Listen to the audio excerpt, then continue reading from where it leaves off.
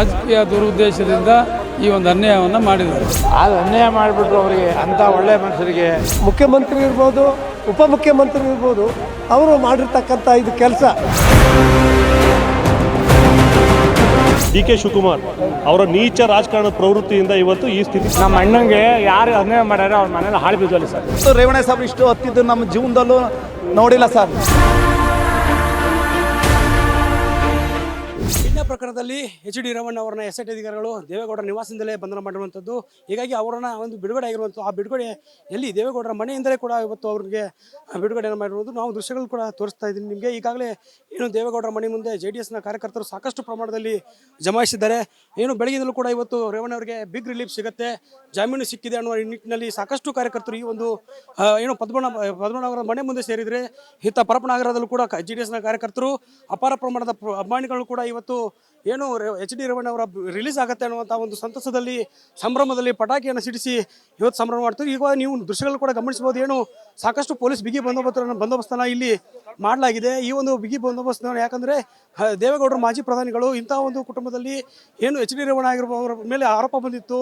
ಆ ಆರೋಪಕ್ಕೆ ಸಂಬಂಧಪಟ್ಟಂತೆ ಕಿಡ್ನಾಪ್ ಪ್ರಕರಣದಲ್ಲಿ ಅರೆಸ್ಟ್ ಆಗಿದ್ರು. 9 ದಿನಗಳ ಕಾಲ ಅವರು ಪರಪನಗರದ ಜೈಲಿನಲ್ಲಿದ್ದರು. ಇವತ್ತು ಅವರ ಬಿಡುಗಡೆ ಆಗಿದೆ. ಬಿಡುಗಡೆ ನಂತರದಲ್ಲಿ ಅವರ ದೇವೇಗೌಡರ ಮನೆ ಮುಂದೆ ನಾವು ಸಾಕಷ್ಟು ದೃಶ್ಯಗಳನ್ನು ಗಮನಿಸಬಹುದು. ಇವತ್ತು ಬಿಗಿ ಪೊಲೀಸ್ ಬಂದೋಬಸ್ತನ್ನು ಮಾಡಲಾಗಿದೆ. ಅಲ್ಲದೆ ನೂರಾರು ಕಾರ್ಯಕರ್ತರು ಏನು ಎಚ್.ಡಿ. ರೇವಣ್ಣ ಅವರ ಒಂದು ಬಂಧನದ ನಂತರ ಬಿಡುಗಡೆ ಆಗಿರುವಂಥ ವಿಚಾರದಲ್ಲಿ ಸಾಕಷ್ಟು ಸಂತಸದಿಂದ ಇಲ್ಲಿ ಕೂಡಿರುವಂಥದ್ದು. ಮುಂದಿನ ದಿನಗಳಲ್ಲಿ ಯಾವ ರೀತಿಯ ರೂಪುರೇಷೆಗಳನ್ನು ನಡೆಸಬೇಕು ಅನ್ನೋ ನಿಟ್ಟಿನಲ್ಲಿ ಈಗಾಗಲೇ ಎಚ್.ಡಿ. ರೇವಣ್ಣ ಮತ್ತು ಮಾಜಿ ಪ್ರಧಾನಿ ದೇವೇಗೌಡರು ಆಪ್ತ ಸಮಾಲೋಚನೆಯಲ್ಲಿರುವಂಥದ್ದು. ಈಗಾಗಲೇ ಎಚ್.ಡಿ. ಕುಮಾರಸ್ವಾಮಿ ಅವರು ಕೂಡ ಸಾಕಷ್ಟು ಈ ಪ್ರಕರಣದ ಬಗ್ಗೆ ಹೇಳಿದ್ದಾರೆ. ಸಂಭ್ರಮವನ್ನು ಮಾಡುವಂತಹ ಒಂದು ಸಂದರ್ಭ ಇದಲ್ಲ, ಆದರೆ ಈ ಒಂದು ಪ್ರಕರಣದಲ್ಲಿ ಅವರಿಗೆ ಸಂಪೂರ್ಣವಾಗಿ ಕ್ಲೀನ್ ಚಿಟ್ ಸಿಗಬೇಕನ್ನೋ ಮಾತನ್ನು ಕೂಡ ಹೇಳಿರುವಂಥದ್ದು. ಹೀಗಾಗಿ ಈ ಒಂದು ಪ್ರಕರಣದಲ್ಲಿ ಈಗ ಸ್ವಲ್ಪ ಬಿಗ್ ರಿಲೀಫನ್ನು ಸಿಕ್ಕಿದೆ, ರಿಲೀಸ್ ಆಗಿದೆ.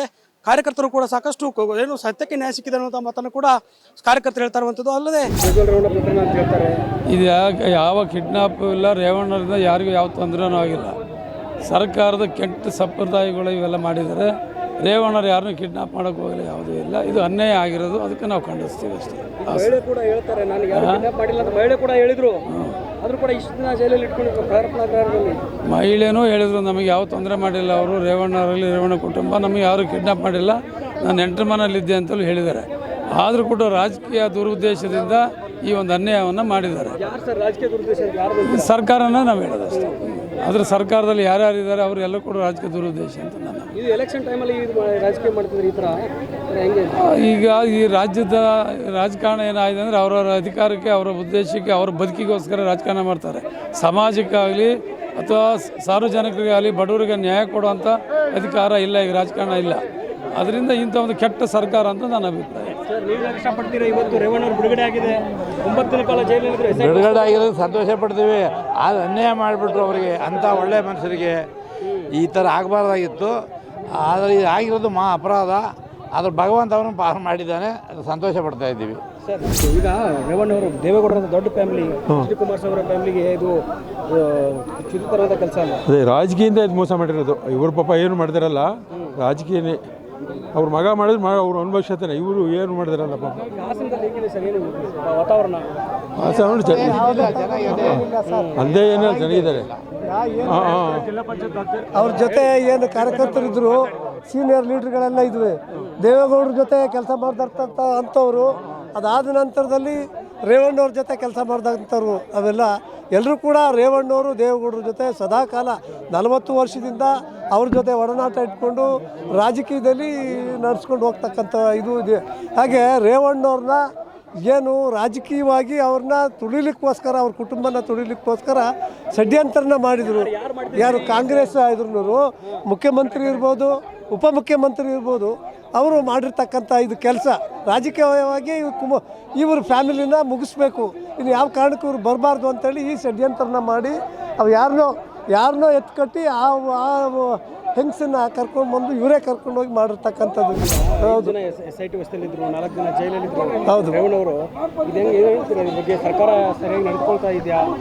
ಸರ್ಕಾರ ನಡೆಸ್ಕೊಳ್ತಾ ಇಲ್ಲ. ಇವರು SITನ ಇವರ ಕಪಿಮುಷ್ಟಿಯಲ್ಲಿ ಇಟ್ಕೊಂಡು, ಸರ್ಕಾರದ ಏನು ಕಾಂಗ್ರೆಸ್ ಸರ್ಕಾರ ಇದೆಯೋ ಅವರ ಕಪಿಮುಷ್ಟಿಯಲ್ಲಿ ಇಟ್ಕೊಂಡು ಸರ್ಕಾರವನ್ನು ಅವ್ರು ಏನು ಹೇಳ್ತಾರೋ ಅವ್ರು ಏನು ಹೇಳ್ತಾರೋ ಅದರಂತೆ ನಡೆಸ್ಕೊಂಡು ಇವ್ರನ್ನ ಸಿಲುಕಿಸ್ಬೇಕು ಈ ಒಂದು ಕುತಂತ್ರದಲ್ಲಿ ಅಂತ ಹೇಳಿ ಮಾಡಿರ್ತಕ್ಕಂಥ ಷಡ್ಯಂತರ. ಸರ್ ಬಿಡುಗಡೆ ಆಗೋದು ಈಗ ಕ್ಷಣಿಕವಾಗಿ ಸಂತೋಷ ಇದೆ, ಬಟ್ ಬಿಡುಗಡೆ ಹಿಂದಿನ ಸತ್ಯ ಐತಲ್ಲ, ಅವ್ರು ಮಾಡಿರೋ ಷಡ್ಯಂತ್ರ ಐತಲ್ಲ, ಅದ್ರ ಬಗ್ಗೆ ತುಂಬ ಆಕ್ರೋಶ ಇದೆ. ಎಸ್ಪೆಷಲಿ ಡಿ.ಕೆ. ಶಿವಕುಮಾರ್ ಅವರ ನೀಚ ರಾಜಕಾರಣದ ಪ್ರವೃತ್ತಿಯಿಂದ ಇವತ್ತು ಈ ಸ್ಥಿತಿಗೆ ದೇವೇಗೌಡರು ರೇವಣ್ಣ ಸಾಹೇಬರು ಕಣ್ಣೀರು ಹಾಕಿರೋದು. ಇಡೀ ನಮ್ಮ ಜಿಲ್ಲೆಯಲ್ಲಿ ಕಣ್ಣೀರು ಒರೆಸೋವಂಥವ್ರು ಅವರು ಇವತ್ತು ಕಣ್ಣೀರು ಹಾಕ್ಸವ್ರೆ. ನಮಗೆ ತುಂಬ ದುಃಖ ಆಯಿತು ಇವತ್ತು ಅವ್ರು ನೋಡಿ, ಭಾವುಕರಾಗಿದ್ದರು, ನಮ್ಮನ್ನೆಲ್ಲ ನೋಡಿ ಮಾತಾಡಿಸಿದ್ರು. ಈ ಥರ ಆಗಬಾರ್ದಾಗಿತ್ತು. ಎಸ್ಪೆಷಲಿ ಡಿ.ಕೆ. ಶಿವಕುಮಾರ್ಗೆ ಇಂಥ ನೀಚ ಪ್ರವೃತ್ತಿ ಬೇಕಾಗಿಲ್ಲ. ಸರ್ ನಮ್ಮ ಅಣ್ಣಂಗೆ ಯಾರು ಅನ್ಯಾಯ ಮಾಡ್ಯಾರ ಅವ್ರ ಮನೇಲಿ ಹಾಳು ಬಿದ್ದೋಲಿ ಸರ್. ಅವ್ರ ಮನೆ ಹಾಳು ಬಿದ್ದೋಯ್ತು ಬಿಡಿ ಸರ್, ಅವ್ರ ಮನೆ ಹಾಳು ಬಿದ್ದೋಯ್ತು ಬಿಡಿ. ನಮ್ಮ ಅಣ್ಣಗೆ ಯಾರು ಮಾಡ್ಯಾರ ಮಾಡಿ ತೊಟ್ತಾರೆ ಬಿಡಲ್ಲ ಸರ್. ಇವತ್ತು ರೇವಣ್ಣ ಸಾಹೇಬ್ರು ಇಷ್ಟು ಹತ್ತಿದ್ದು ನಮ್ಮ ಜೀವನದಲ್ಲೂ ನೋಡಿಲ್ಲ ಸರ್. ಈ ಕಣ್ಣೀರು ಅವ್ರಿಗೊಂದು ದಿವಸ ತೊಟ್ಟುತ್ತೆ.